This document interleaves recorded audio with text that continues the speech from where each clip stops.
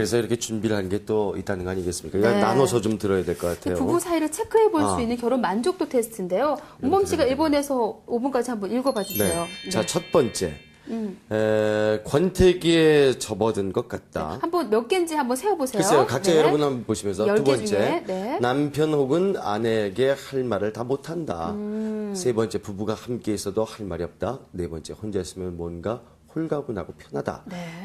다섯 번째, 부부 대화만 하면은 갈등으로 번진다. 이런 사람들이 있죠. 얘기만 하기 시작하면 갈등이 되는 거예요. 네. 자, 이게 다가 아닙니다. 그죠? 자, 여섯 번째. 뒤에 여섯 번째부터 부부의 좀 성적 살펴보죠. 관심이 무덤덤하다. 무덤덤하다. 성적 그리고 관심이. 일곱 번째, 부부의 성관계 횟수가 많이 줄었다. 여덟 번째, 집안일.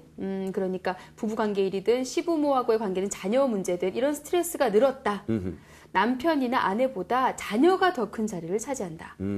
어디론가 홀가분하게 여행을 떠나고 싶다. 이게 네. 마지막이네요.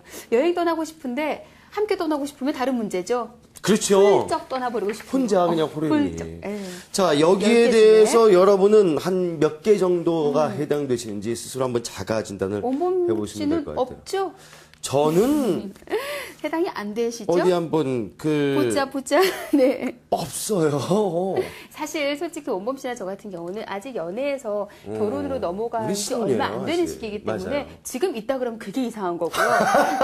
사실 많은 분들이 TV 보시면서 내가 결혼 10년 차인데 5개, 6개, 8개 아마 하실 거란 말이에요. 네네. 어떻습니까? 테스트 결과가 막 8개 정도 나왔다. 그럼 8 개? 어떤 부분 거죠?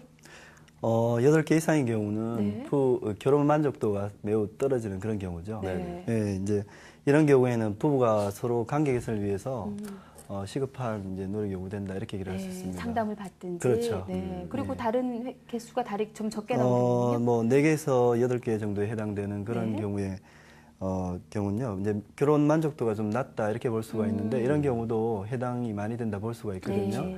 이런 경우도 이제 스스로가 이제 그 갈등의 원인을 이해하는 그런 노력이 필요합니다. 그래서 네. 서로가 그 원인이 뭔가에 대한 탐색과 이게 노력을 하는 것이 좋다 이렇게 얘기할 수 있습니다. 더 심각해지기 전에.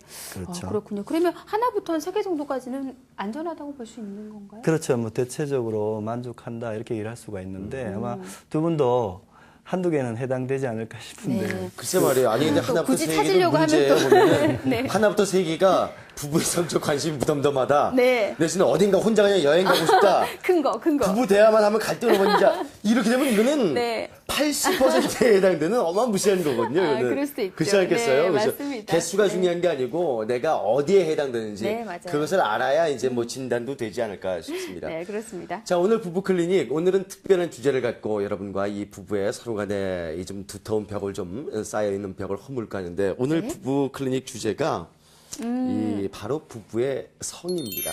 참 이건 얘기하기 어려운 문제예요. 사실 뭐 쉽게 드러나지도 못하게 네. 되고 누군가에게 얘기를 이거 어떻게 하겠어요? 맞아요. 상담하기도 참 여의치 않은 문제일 것 같은데. 글쎄 그죠? 말입니다.